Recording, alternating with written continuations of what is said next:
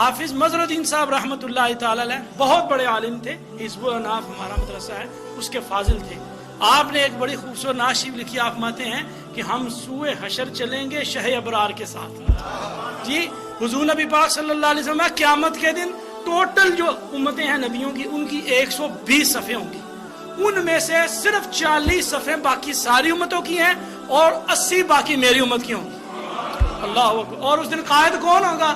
نبی پاک صلی اللہ علیہ وسلم۔ اس دن شفیع کون ہوگا؟ نبی پاک صلی اللہ علیہ وسلم۔ احمد جب سارے چپ ہوں گے خطیب میں ہوں گا، جب کوئی نہیں بول سکے گا میں وہاں بولوں گا، تو ہم ان کے پیچھے ہوں گے۔ ہم سوئے حشر چلیں گے شہ ابرار کے ساتھ، قافلہ ہوگا رواں قافلہ سالار کے ساتھ۔